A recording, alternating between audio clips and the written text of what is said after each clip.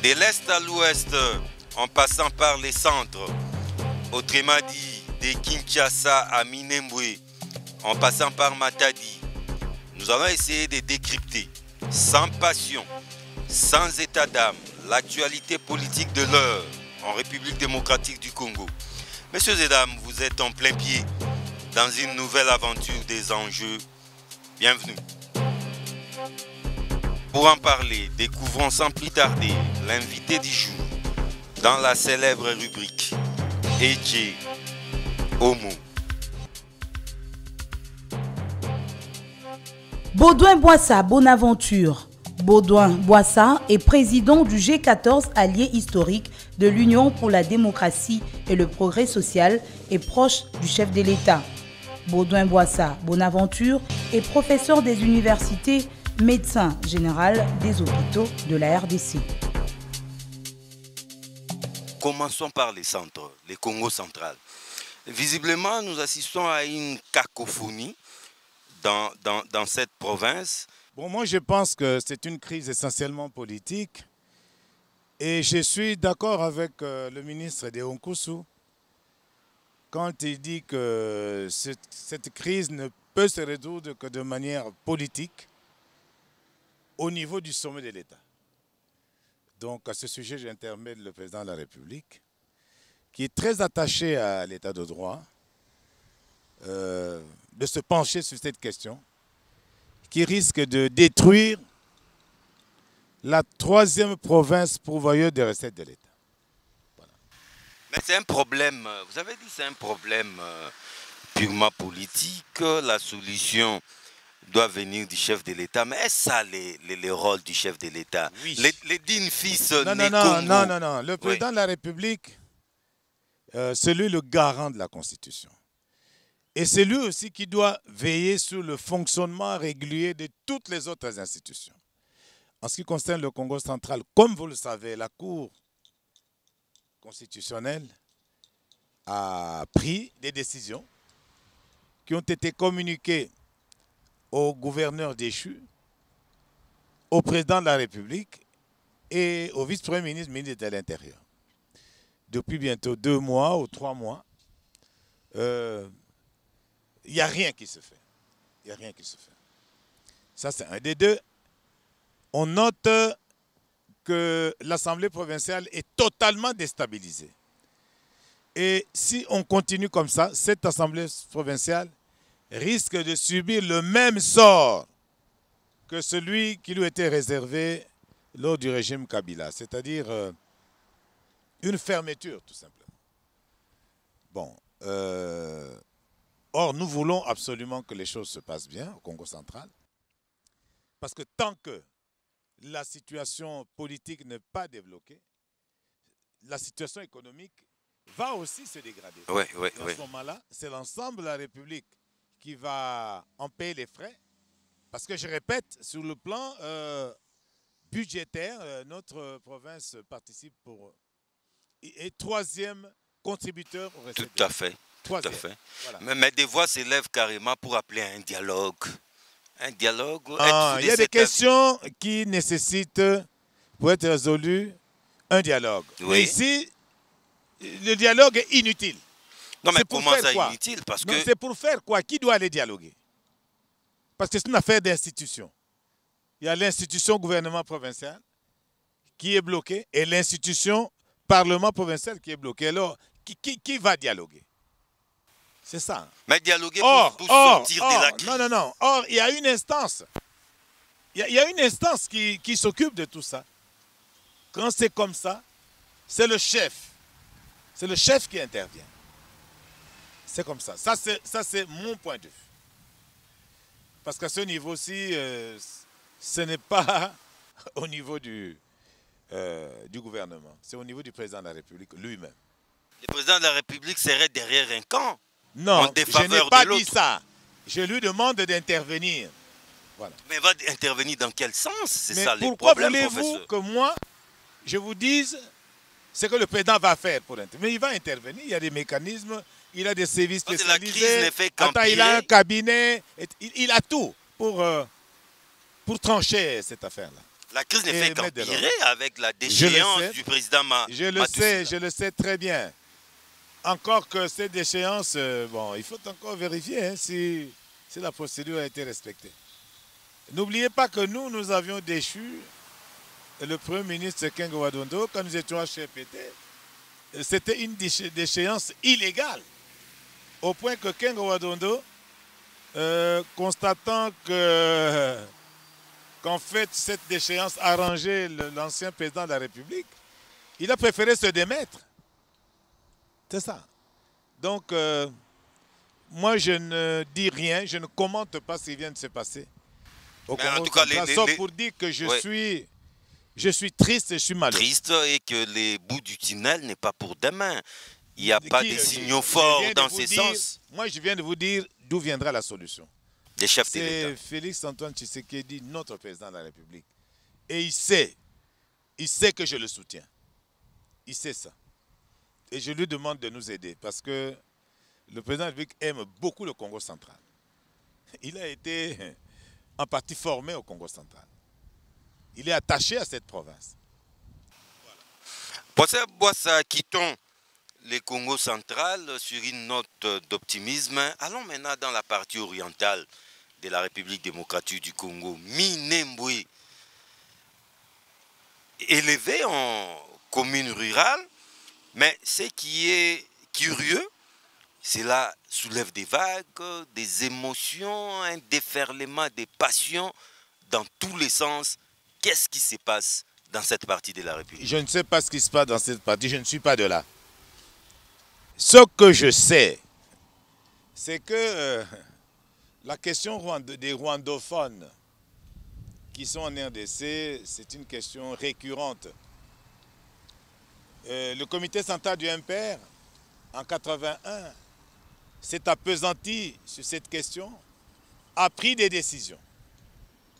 Décisions qui viennent d'être annulées par le dialogue intercongolais de San City. Car vous le savez, qu'en 70-71, le maréchal Mobutu, semble-t-il à la demande de son directeur de cabinet, de son directeur du bureau, Bisengimana Barthélemy, avait accordé la nationalité en bloc à tous les rwandophones. Et voici qu'en 80-81, le comité central est revenu sur cette décision, a pris une décision d'État qui a donné la procédure d'acquisition de la nationalité congolaise. Et Bisengimana, très intelligent, s'est plié. Il a acquis, il a sollicité, acquis la petite nationalité. Il est mort avec sa petite nationalité. Mais voici que, avec cette affaire de l'Afdel, comme l'Afdel d'heureuse ou de triste mémoire? De très triste mémoire. Vous savez très bien que l'Afdel nous a reculé peut-être de 30 ans sur le plan démocratique. Eh bien, au dialogue intercongolais, avec l'appui de certaines puissances que je ne cite pas, le dialogue intercongolais est revenu sur cette décision du comité central et a attribué la nationalité en bloc à tous les rwandophones qui... En bloc? Oui. Ce qui fait qu'on s'est retrouvé avec un rwandophone dans l'espace présidentiel. Directeur des cabinets? Non, dans l'espace présidentiel. Comme 1+4. Bien sûr. Bon. Comme en plus le Parlement qu'on a formé, c'était un Parlement de belligérants, bon, ils ont produit une constitution des belligérants et on a mis dans la constitution des articles énervants concernant cette matière de la nationalité, etc., que même qui vont à l'encontre des options fondamentales de la conférence nationale souveraine. Parce que la CNS a appuyé les décisions du comité central du MPR. Bon, nous en sommes là maintenant. Vous savez, l'UDPS et nous-mêmes, le G14, nous avions demandé à ce qu'on ne vote pas cette constitution. Elle a été votée, donc nous nous inclinons. Sans vous? Non, non, non. Dès qu'elle est votée, c'est terminé. Oui. Nous nous inclinons. Nous espérons qu'un jour, les actes de la CNS seront appliqués. Un jour. Nous espérons cela. Et ça mettra fin à la situation actuelle, où nous nous trouvons avec des gens qui semblent être avec nous avec des bonnes intentions, mais qui ont leurs intentions cachées. Bon, mais nous devons gérer ça et nous devons nous assumer.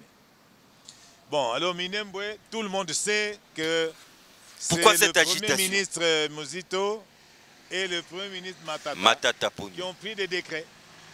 Bon, il se fait que le régime actuel de Félix Antoine Tshisekedi, mon président, a estimé qu'on pouvait, n'est-ce pas, appliquer les décrets. Mais c'est pas grave. Non, non, non. Décret signé par... Ok, vous avez la parole. Que je termine. Oui. Atterrissez. Et la population dit non, il n'aurait pas dû. Et pourquoi Kabila lui-même n'a pas fait ça? Voilà. C'est la question qu'on pose. Belle question. Oui, oui. Alors moi-même, je pose la question à mon président de la République. Parce que tout le monde sait que c'est mon président à moi. Hein? Pourquoi il a accepté qu'on applique ça alors que son prédécesseur a laissé l'affaire en cet état-là? Ça, il faut lui poser la question. Hein. Mais je pense que ça ne doit pas soulever trop de vagues parce qu'on ne croit pas que le président de la République est naïf. Il est tout sauf naïf. Est-ce qu'on a fait ça derrière son dos? Je ne sais pas. Est-ce que moi je suis au gouvernement? Pourquoi vous me posez une telle question? Posez-lui la question. Ben, c'est quand même curieux, professeur, vous l'avez dit. Oui, c'est curieux. Oui. C'est curieux, mais bon. Moi, je ne crois pas qu'il faille s'agiter comme ça. Je ne pense non, mais il y a lieu de s'agiter. Non, moi, je ne crois pas qu'il faille s'agiter comme ça. Maintenant, le problème, qu'est-ce que nous faisons pour que la soi-disant balkanisation qu'on craint n'arrive? Parce que c'est un pas de plus. C'est une matière, non, c'est une matière. Vers cette balkanisation non, tant c'est une réduite. matière hautement sécuritaire. Et sachez que le président de la République, Félix Antoine Tshisekedi, n'est pas naïf. Et que tout sera fait pour que jamais cette petite colline ne puisse échapper à la RDC. Mais là, nous venons de faire un pas de plus vers cette balkanisation. Mais pourquoi vous dites ça? Mais vous semblez minimiser les faits. À combien de kilomètres du Rwanda? C'est ça.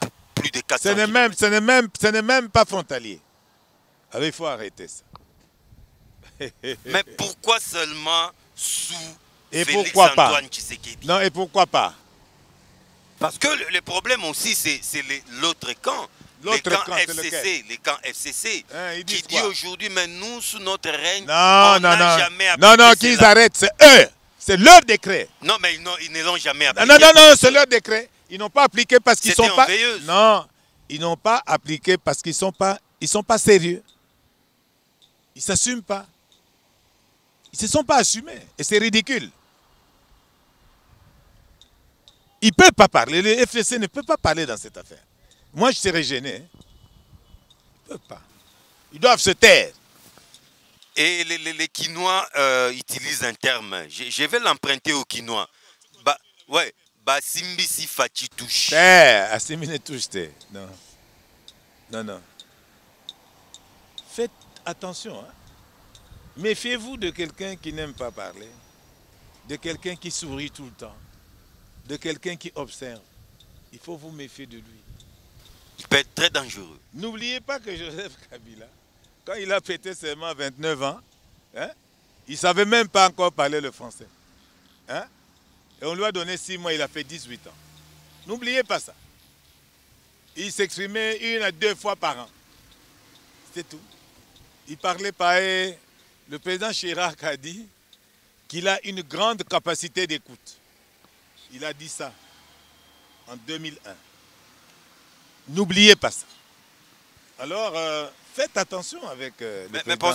Faites attention avec le président Tshisekedi, qui est un genre différent de son père dans sa pratique politique. Il est très différent. Il a une stratégie totalement différente de son père. Et il est déjà arrivé, il est arrivé président de la République. Il est arrivé. Mais professeur, pour tourner cette page. Il ne bouscule rien, il observe. Pour tourner cette page. Et le moment où il agit n'est pas connu. Pour tourner cette page, comment alors tourner calmer la population? Doit-on dire que les vins tirés, il faut les boire? Non, le président vient de s'exprimer. Il a dit que Minembwe ne tombera jamais. Il vient de dire ça à Goma. Ce n'est pas à travers des simples phrases. Non, ce n'est pas une simple phrase. Il a dit qu'il est en train de prendre les dispositions sécuritaires nécessaires pour que ce à quoi on pense ne tombe pas. Et que ces gens qui croient qu'il est dans un piège, qu'ils fassent attention. Qu'il risque de se tromper. Il a dit ça lui-même. Je ne fais que répéter ce qu'il vient de dire. Voilà. Faisons confiance au président de la République. Chef de l'État, commandant suprême des forces armées, de la police nationale, etc. Professeur, revenons à Kinshasa. Parlons tout justement de la coalition FCC-CACH. Mais il y a déjà un débat. Un débat, je ne sais pas s'il y a un débat prématuré sur le deuxième mandat ou pas de Félix Tshisekedi. Vous l'aimez bien, vous l'appréciez bien, vous l'appelez ici mon président. Mais déjà, il y a une confusion. Semblerait-il que le président de la République n'est pas prêt pour un deuxième mandat? Ah bon? Il vous a dit ça quel jour? Non, à travers ses propos. Non. Il est humainement laissez-le tranquille. Fatigant, impossible non, notre président, pour un homme d'exercer des mandats. Notre président, il est tout simplement humble. Il dit, la tâche est immense. Voilà. Il a raison. Faire 10 ans, c'est trop pour un humain. Oui, il a raison aussi. Il peut se retirer au bout de 5 ans. Malheureusement, sa candidature de 2023 ne dépend pas de lui. Elle dépend de nous. Oui. Non, mais si lui n'en veut pas. Non, le Congrès, non, d'abord nous c'est proche. Nous allons le persuader qu'il doit se présenter. Ça, c'est le point 1. N'oubliez pas Genève. Hein. Nous lui avons dit, retirez-vous de cette affaire. Hein? La base. Nous lui avons dit ça. Ce n'est pas seulement la base. Les gens ne savent pas qu'il n'y a pas que la base. Hein? Il y a eu plusieurs forces qui sont intervenues sur le président, en ce compris son propre parti, pour lui dire, retirez-vous de cette affaire qui est un piège. On veut vous empêcher d'être candidat et nous ne voulons pas. Alors, il a dit ce qu'il a dit. Moi, je pense que c'est correct. Il est en train de mesurer le poids de ce pouvoir. Mais malheureusement, en 2023, ce n'est pas lui qui va prendre la décision, c'est nous. Mais ces propos sont tout de même révélateurs. On a l'impression que de l'ampleur de la tâche. Félix est déjà épuisé. Non, il n'est pas au bout de 2 ans. Il n'est pas épuisé. Qui t'a dit qu'il est épuisé? Parce qu'il a encore beaucoup de choses à faire. Hein. Beaucoup. Il a engrangé plusieurs réformes qu'il faut maintenant assumer, qu'il faut faire fonctionner, etc. Tu prends la réforme de l'enseignement. Maintenant, on doit construire les classes. Parce qu'on a mis 2 millions d'élèves dans le cycle de l'enseignement. Mais qui sont assis par terre. Il y a beaucoup de choses à faire. On doit engager des enseignants. On doit les mécaniser. On doit passer au 3e palier. Pour que quand il va rendre compte au peuple congolais, il dit, j'ai fait ça et voici les résultats. Parce que ce que vous ne savez pas, le seul intellectuel dans les villages, c'est le moniteur. C'est l'enseignant. Et donc, dans la fonction publique, vous avez 2 catégories d'agents de l'État. vous avez les forces, les agents qui sont dans les forces armées de sécurité, et vous avez le corps enseignant qui est énorme. Et alors, si ce corps enseignant-là travaille dans de bonnes conditions, mais le pays est parti pour toujours. Vous savez que la seule façon de garantir un avenir à un pays, c'est la formation de la jeunesse. Et s'il ne faisait que ça comme travail pendant 5 ans, il est déjà réélu. Déjà réélu. Il ne doit pas se disperser. Il ne doit pas se disperser. Bien sûr qu'il doit maintenant aussi maîtriser les recettes, hein, et le coulage là. Et donc le travail qu'il a donné à l'Inspection générale des finances est extraordinaire. Et puis en plus, il faut mettre fin à l'impunité. Donc le système judiciaire doit fonctionner. Mais s'il ne faisait que ça maintenant, et si en plus il soutient la réforme minière là, telle qu'elle a été votée par le Parlement, mais c'est terminé, il est élu. Il est déjà élu. Et qui ne se disperse plus. Et si en plus il continue avec sa politique étrangère qui, comme vous le savez, est quelque chose d'extraordinaire, et personne ne s'attendait à ça. Hein? Bon, si en plus il peut redynamiser nos ambassades, y envoyer des vrais diplomates, compétents, hein, courageux, combatifs, convaincants, c'est terminé. C'est terminé. Vous les voyez élus. Il est bon. Il est déjà élu. Massivement en 2023. Oui, il est déjà élu. Et comme il ne veut faire que 2 mandats, 10 ans après, bon, nous trouverons notre candidat. Vous savez que ce ne sera pas moi, parce que moi, 10 ans après... Pourquoi pas? Non. Non, moi, je suis humble. Hein. Je suis un homme. J'ai calculé par rapport à mon âge, moi, dans 15 ans, là, devenir candidat président. Je ne m'appelle pas Mandela. Hein. Et Mandela n'a fait que 3 ans. Hein, parce qu'il était humble. Voilà. Coalition FCC Cash, il faut dire que il y a une sorte d'épée de Damoclès qui planerait sur la tête de Félix Tshisekedi à propos des ordonnances. Les ordonnances qui relaient, l'avocat des 2 juges lésés. Peut-être très bientôt, il va déjà saisir les présidents des 2 chambres et qu'on pourra facilement déclencher les processus de poursuite et de mise en accusation du président de la République. Oui, la démarche vous fait peur? Non, il n'a qu'à le faire s'il peut intervenir dans la procédure, c'est pas sûr. Hein. Allez d'abord vérifier la procédure, hein, de la mise en accusation du président de la République. Vérifiez ça. Et vous verrez qu'il est en train de blaguer. D'ailleurs, il a l'habitude de blaguer. Et il venait de la Banque centrale. Et il est entré dans la politique. Il s'est retrouvé en prison. Tantôt, il est de Kabila. Tantôt, il est ceci, tout ça. Bon, en fait, c'est quelqu'un qui s'amuse. Et en politique, on ne s'amuse pas. Qu'il fasse ce qu'il veut. Nous, on est à l'aise. Point 1. Point 2. La coalition FCC Cash, hein, c'est la coalition entre 2 leaders. C'est une coalition entre Félix Tshisekedi, qui est président de la République, et Joseph Kabila, qui est sénateur à vie. Ça dépend des deux. Je ne pense pas qu'on va vers la rupture de cette coalition. Je ne pense pas. Je ne suis pas convaincu. Je suis même sûr que le deal là protège les deux. Ils se protègent ensemble. Au fait, c'est un deal incestueux. Au détriment du grand nombre. Non, c'est un deal. Non. Notre pays n'a pas besoin de la crise de 60, s'il vous plaît. Notre pays n'a pas besoin de cette crise de 60 parce que la crise de 60 nous a amenés là où nous sommes. Nous a fait passer la dictature. C'est ça. La crise de 60 a préparé tout ce que nous venons de vivre. Donc il faut éviter ça.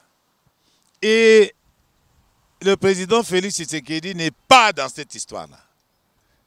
Parce qu'il a aussi son âme, il a aussi des armes, hein, constitutionnelles, hein, comment s'il veut se battre. Il peut dissoudre l'Assemblée. Il a déjà passé une année, hein, donc il peut dissoudre. Mais pas n'importe comment aussi. Non, hein. Vous m'avez dit tantôt d'élire la procédure. il va s'entretenir avec Ouais. le président des deux chambres. S'entretenir, Oui. mais c'est lui qui décide. Non, mais il faut qu'il y ait une crise aussi, Je hein, te dis persistante. Mais non, mais si on crée la crise, nous allons prendre quand même cette arme-là. Il ne faut pas que nos amis du FCC croient que c'est ça. Vous savez ce qu'ils ont mis pour Kabila dans la Constitution. Mais nous avons récupéré ça. Hein? Et la Constitution, En tout cas, c'était taillé la sur mesure. Constitution que vous voyez là a été taillée sur mesure sur Joseph Et Kabila. aujourd'hui, ça profite à une autre personne. C'est tout comme l'acte constitutionnel de la transition de 1994. Nous l'avons négocié pour Félix, pour papa Étienne Tshisekedi. Papa Étienne Tshisekedi, bon, pour des raisons que tout le monde connaît, n'a pas pu. Eh bien, c'est Kengo qui en a profité. Il a été Premier ministre fullest. Hein? Parce que c'était préparé pour Papa Tshisekedi. Kengo avait beaucoup plus de pouvoir que quand il était premier commissaire d'État. C'est ça. Eh bien, c'est que nos amis des FCC ont fait. Hein? Ils ont fait un truc là pour Joseph. Mais Joseph, très intelligent, dit non, moi j'ai fait mes 2 mandats, je ne veux pas de problème. Je ne veux pas. Je ne veux pas. Hein? Quelqu'un d'autre en a bénéficié, et heureusement c'est le nôtre. Tout comme les statuts d'anciens présidents de la République Mais lui aussi ne va pas bénéficier. profiter qu'à Joseph Kabila. Mais non, ça va bénéficier à Joseph, à Félix. Qu'est-ce que vous pensez? Nous pensons quand même qu'on va quand même revoir un peu. Hein. Parce que 680 000 $ par mois, c'est quand même trop. Hein. Sans compter les émoluments d'un sénateur à vie. C'est quand même trop. Hein. Ça, je ne sais pas si on nous donne les immunités de sénateur. Ça, je ne sais pas. Mais en tout cas, les indemnités d'anciens présidents. Je crois qu'il a ça. Et je ne vois pas le président Félix empêcher qu'il bénéficie de ça. Je ne vois Surtout que lui aussi, après quelques années, va en bénéficier. Ouais. Et pourquoi les toucher? Et nous avec, hein, nous là qui sommes avec lui, nous qui le soutenons, il va nous faire bénéficier. Donc tant que ça vous arrange, ce n'est pas votre problème. Mais c'est ça la politique. Au détriment du grand nombre, non, pas du tout. Je viens de parler par exemple de la gratuité. Je viens de parler de l'augmentation de l'assiette financière pour l'État. Je viens de parler de la lutte contre l'impunité en renforçant l'indépendance de la magistrature. Je viens de parler de beaucoup de choses. Et je n'ai pas encore parlé de la réforme, la réorganisation du système de défense et de sécurité. Oui, tout justement. Mais celui-là, on n'en parle jamais en public parce que l'armée, c'est la grande muette. C'est ça. Tout justement, vous avez lâché les mots réforme. Professeur Boissa, c'est vraiment sur toutes les lèvres en République démocratique du Congo. Réforme du système électoral. Et je ne dirais pas d'IFCC, mais un cacique d'IFCC pense déjà que les présidents de la République devaient être élus au second tour. Une sorte de grands électeurs. Non, ça c'est une blague. Mais comment il est en train de réfléchir, non, professeur? Non, c'est une vaste blague. Dans ces pays, blague. on ne peut plus réfléchir. Non. Oui. Il est interdit de réfléchir. Notre frère là, à qui nos amis de Sciences Po ont donné un diplôme là, et qui était creuseur de diamants chez lui, je pense qu'il doit cesser avec les blagues. Et si on lui a demandé de tâter le terrain, ballon d'essai. Il doit savoir que c'est inutile, parce que ça n'aura pas lieu. C'est vous qui l'avez dit. Mon oncle a été élu président au second. Là, vous voulez parler de Joseph Kasavubu. Oui, bien sûr. Mais pendant qu'il est là lui-même, il a créé la commission constitutionnelle de Lulabou qui a proposé l'élection au suffrage universel direct. Ceci a été maintenu, même sous la dictature. Mobutu a dit suffrage universel direct. Bien que c'était un semblant de suffrage universel direct. C'était sur papier. Lisez bien le père de Saint-Moulin. Hein? Ouais. Il y avait des élections dans un système monolithique et cette élection était au suffrage universel direct.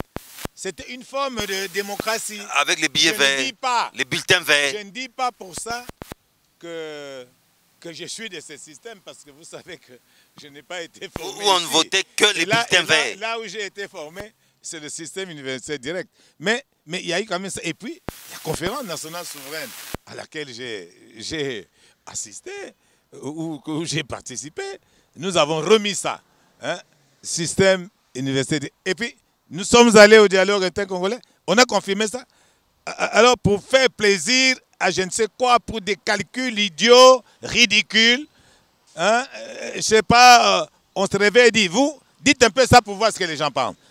Eh bien, si c'est pour être sûr qu'on va récolter l'argent qu'on a caché partout où on se trouve, pour acheter des gens, pour vous élire président, ça n'aura pas lieu en RDC. Mais, la professeur, population va refuser. Nous allons mettre les gens dans la rue. Vous allez mettre les gens dans la rue. Nous n'avons pas la majorité parlementaire.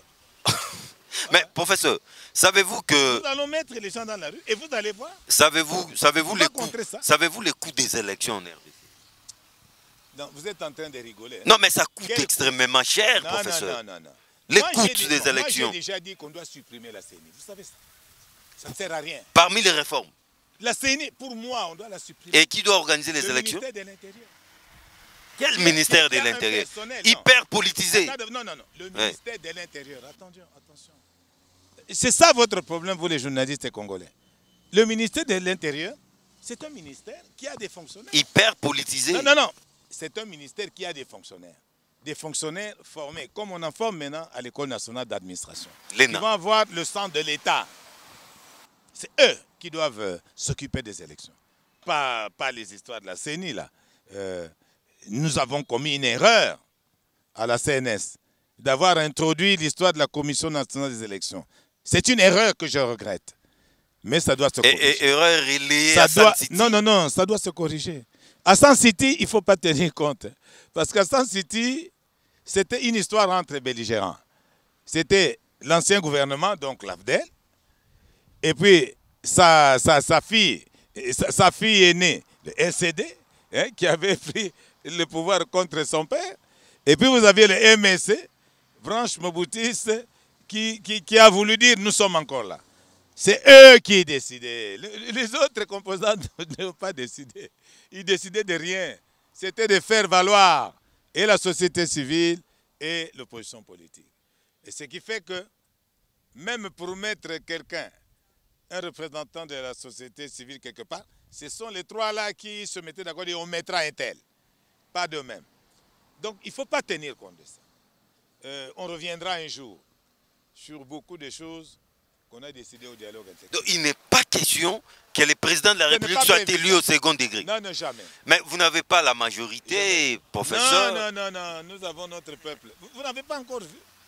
Non, mais c'est pas... Vous l'avez vu en 2005. Hein? Mais c'est pas le peuple qui vote les lois, professeur. Mais professeur, soyons républicains. Attends, soyons républicains. Un instant. Oui. Du temps du régime militaire de M. Joseph Kabila, hein, avec son parlement de pacotille là, s'il n'y avait pas Kengo, hein, tu sais ce qui allait se passer ici.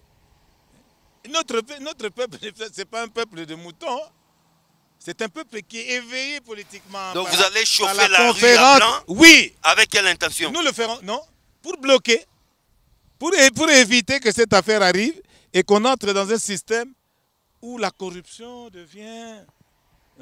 Non, mais, la corruption, la corruption. Mais professeur, la loi, je dirais pièce contre pièce. Les compatriotes sont en train de réfléchir. Maintenant, tu peux arrêter l'émission. Mais apportez aussi votre réflexion, professeur. Non, il n'y a pas de réflexion. Au lieu de penser à la rue, j'ai déjà dit... La rue. J'ai déjà dit pourquoi nous sommes attachés à ça. Et je ne répéterai plus, l'argumentaire est là. Et le peuple a déjà adopté. Hein? Alors, messieurs là, au lieu d'aller continuer à creuser le diamant, il vient nous distraire. Mais non. Non. Pardon. Et j'ai appris qu'il veut même maintenant devenir professeur d'université. Oh, quelle catastrophe. Non, il est déjà assistant. Pauvre nous. C'est triste. Professeur, alors s'il faut parler réforme, surtout du système électoral, quelles sont les réformes d'après vous prioritaires et urgentes et nécessaires? Je ne peux pas répondre à cette question. Parce que je vous ai dit que pour moi, la vraie réforme, c'est qu'on revienne à l'organisation classique des élections, comme c'était dans ce pays, comme ça se fait dans le reste du monde. Au niveau du ministère de l'Intérieur, on peut avoir une cellule, hein, électorale à laquelle on associe le ministère de la Justice, parce que les juges sont supposés être toujours indépendants. Hein? Alors, ils peuvent créer une cellule d'études là-bas, mais le reste, c'est l'administration du territoire qui doit s'occuper de ça. La CENI est budgétivore inutilement. Non, la CENI, d'abord, elle est incompétente, budgétivore, inutile. Inutile. Tous les 5 ans, on doit recruter 500 000 personnes pour faire une seule opération. Non. Mais c'est honteux. Pour moi, la CENI, là, on doit mettre... Alors, professeur, doit-on revenir aux deux tours pour les... Mais ça, c'est évident. Déjà en 2023, on peut y aller. Nous, on n'a pas de problème avec ça. Je crois que le chef serait pour ce système-là. Mais il ne l'a pas encore dit expressément. Alors, professeur, nous atterrissons d'un moment à l'autre. Je vous donne la parole pour faire un regard perspective. Comment entrevoyez-vous l'avenir du Congo, surtout avec cette coalition FCC-Cash? Non, l'avenir, il est beau. Il est Comme beau disait parce que Patrice Emery Lumumba. Oui, l'avenir, il ne peut qu'être beau. Et je sais ce que je dis. Moi, j'ai eu la chance, je suis né dans la colonie. Je suis allé à l'école primaire dans la colonie. Je suis allé à l'école secondaire pendant la Première République. Je suis allé à l'université pendant la Première République. Et puis, j'ai travaillé de 1977 à nos jours dans ce pays, dans ce nouveau pays. Non, l'avenir est beau. Moi, je suis sûr que l'avenir est beau. Il suffit que nous, les soi-disant intellectuels, nous, les leaders, nous soyons conscients que c'est nous qui devons construire ce pays. Que ce pays-là, nous devons le construire pour l'intérêt général, pour tout le monde, pas pour nous. Et que nous devons le construire pour garantir à notre postérité, comme on le dit dans l'hymne national, des jours meilleurs. Hein? Je vois toujours cet hymne de l'indépendance. C'est comme ça que nous appelions ça. Nous, quand nous avons appris ça, hein, toi, tu n'étais pas né. Hein? Serment de liberté que nous léguons à notre postérité pour toujours. C'est très important ça. Et nous devons, nous les leaders, d'abord aimer ce pays, être patriotes, être prêts à mourir pour que ce pays marche. Parce que ce pays, c'est l'un des 3 pôles de développement de l'Afrique. Vous avez l'Égypte, non, 4, hein. Vous avez l'Égypte, vous avez l'Afrique du Sud, vous avez le Nigeria, je ne sais pas quoi encore, hein, la Côte d'Ivoire un peu. Donc si les 4 là fonctionnent, l'Afrique sera au niveau de l'Europe. Et d'ailleurs, nous, du temps de l'indépendance, vous savez que nous étions au-dessus du niveau du Canada, au-dessus du niveau de l'Afrique du Sud. Et maintenant, bon, voilà où nous sommes. Nous avons reculé, donc nous devons nous battre pour au moins atteindre le niveau que nous avions avant. Et puis pour dépasser. Et c'est faisable. C'est faisable parce que les différents régimes qui se sont succédés ont investi dans l'éducation, dans la jeunesse. Maintenant, il leur reste à s'occuper de l'encadrement de cette jeunesse. De savoir qu'il faut la santé, il faut les infrastructures, il faut l'éducation, puis vient la sécurité. Il nous faut des industries. Parce que sans industrie, il n'y aura pas de développement économique. Voilà. Industrie de transformation, bien sûr. Professeur, l'avenir du pays est beau. En direz-vous autant pour la coalition FCC-Cash? Certainement, parce que j'ai dit que cette coalition ne peut qu'aller jusqu'à son terme. Telle est la volonté des deux, comment ça s'appelle ça? Des 2 hommes clés. C'est ça. Dans l'intérêt de l'un ou de l'autre, la coalition ira jusqu'à son terme. Nous n'avons aucun intérêt, nous, à arrêter la coalition. Le président vient de le répéter. Enfin, notre pays. Il ira jusqu'en son terme, mais peut-être en morceaux, en pièces. Non, non, non. Qui vous a dit ça? Maintenant, les amis sont en train de négocier pour, je crois, et le remaniement, et les entreprises publiques, etc. Ils sont en train de travailler. Contrairement à ce que vous pensez, les ponts ne sont jamais rompus. Oui, c'est ça. Vous continuez de parler. Et rappelez-vous que nous avons un président diplomate. Oui, c'est un grand diplomate, un observateur, un homme calme, et un homme qui n'est pas impulsif. Qui n'est pas agité. Et en face, vous avez un homme froid. Il est froid, un peu cynique. Horriblement froid. Deux tempéraments diamétralement opposés. L'un est officier de renseignement militaire et l'autre, c'est un diplomate chevronné. Vous voyez quel mariage il faut? Un mariage explosif. Hein. Bah, le mariage est toujours explosif. Hein. Vous ne savez pas que dans votre ménage, tout est explosif. C'est comme ça que vous faites des enfants. Parce que s'il y avait, c'était pas explosif. Et vous alliez être stérile. Et voilà. Professeur, vous n'avez pas prévu ça. Là, c'est un professeur qui parle, c'est un médecin aussi, un docteur qui parle. Professeur, en tout cas, on termine. Là, c'est la toute dernière question parce que vous êtes docteur des hôpitaux. La gestion de la Covid. J'en ai remarqué, il y a un relâchement total. Hein. Les ports des masques, tout ça, on s'est dit que cette maladie n'a pas existé au Congo. Vous n'avez pas suivi ce matin. Le MEST reconnaît que l'Afrique est 20 fois moins atteinte que l'Europe, que les États-Unis. Hein? Là où on cherche à réconfiner. Non, donc il y a un travail qui se fait. Bon, ce travail se fait, c'est un travail des hommes. Hein? Mais ce travail se fait. Hein? Le président de la République s'est impliqué lui-même. Et en tenant compte de tous les paramètres, y compris économiques et sécuritaires, il a pris des mesures qui permettent de gérer la Covid de manière à ce que le pays continue à fonctionner. C'est extraordinaire. Ça c'est du Félix. Hein?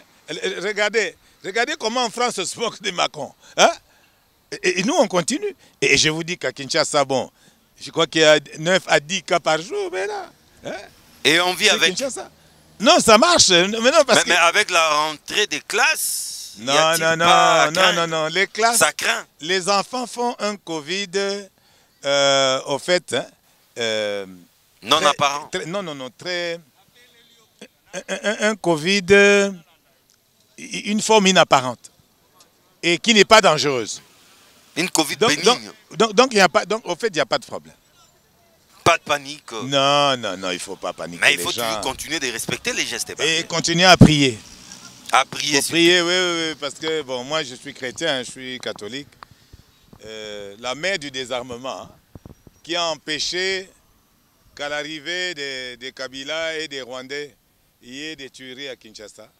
Cette mère du désarmement est encore là, à l'aéroport d'Ndjili, en train d'attendre le Covid. Hein? Ça passera par où? Oui, ça ne marche pas. La mère du désarmement, elle est là. Hein? Moi j'y crois. Hein? Mère Sainte Vierge Marie, Immaculée Conception, mère du désarmement, là-bas, à l'aéroport d'Ndjili. Et vous voyez que la Tchangou, tous vos gestes barrières, tout ça n'existe pas. Oui, depuis longtemps d'ailleurs. Et voilà. Quand nous étions confinés à la Goumbésie. Il y a des raisons scientifiques que je ne vais pas détailler ici, mais il y a aussi la raison spirituelle. Ah oui, la mère des désarmements. Moi j'y crois. Oui. Professeur Boissa. Ouais. C'est la conclusion, je vous donne la parole. Qu'est-ce que vous pouvez dire en guise du mot de la fin?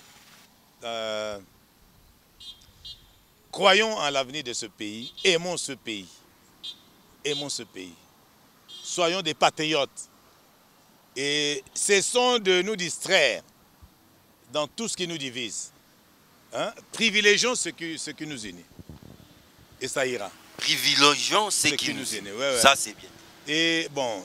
Évidemment, on va encore me dire que je suis nostalgique, mais moi je pense que notre rapprochement avec l'Union européenne, notre rapprochement avec les États-Unis, bon, ça nous sécurise quand même.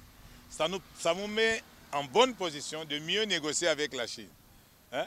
Et là, nous négocions maintenant debout. Tandis qu'avant, avec la Chine, on négociait couché. Et pas vous voyez, gênant.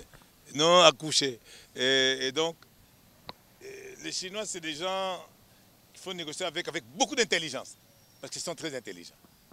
Et bon, et nous avons besoin quand même d'un appui là, hein, que nous avons maintenant. D'un support. Ouais, le support est là. Moi, je suis fier de l'amélioration de nos rapports, même avec la Belgique, notre ancienne métropole. Parce que vous le veuillez ou non, hein, les étrangers qui nous connaissent le mieux au monde, ce sont les Belges. Les Alors, locaux. quand nous étions en 6e latine, il y avait une phrase « Gallorum omnium fortissimis sunt Belgae ». Et donc, de tous les Gaulois, les plus courageux sont des Belges. Vous voyez, parce que moi, j'ai fait un peu de latin à l'époque. Donc, c'est ça un peu. C'est important que nous ayons d'excellents rapports. Et enfin, je félicite le président Félix pour tout ce qu'il fait pour rétablir d'excellentes relations de voisinage avec les 9 pays voisins. C'est très important. Et avec ça, bientôt, hein, ce sera fini ce qui se passe à l'Est. Ce sera fini. C'est pas le bientôt de Jésus-Christ ici. Non, non, non, bientôt. Bientôt, bientôt, Lui-même, mais on lui-même a continue dit que c'est d'attendre. dans 15 jours, le président. Et j'y crois. Il ne dit pas ça par hasard. Parce qu'il n'a pas l'habitude de dire n'importe quoi. Voilà. Posé Boissa, Oui. merci beaucoup. Bon, C'était moi à qui la vous fois remercie. un honneur et un plaisir. Vous m'avez... vous avez tout fait pour m'épuiser, mais j'ai encore de force. En tout cas, je l'ai remarqué et certainement les téléspectateurs l'ont remarqué aussi. Voilà, Merci merci beaucoup. Merci beaucoup, papa. Que Dieu vous bénisse. Le professeur Bonaventure Boissa est revenu sur la crise au Congo central. Il a également abordé l'épineuse question des Minembwe. Il croit fermement dans l'action menée par le président de la République Félix-Antoine Tshisekedi. Messieurs et dames, au plaisir de vous retrouver très vite dans une nouvelle aventure des enjeux. Au revoir.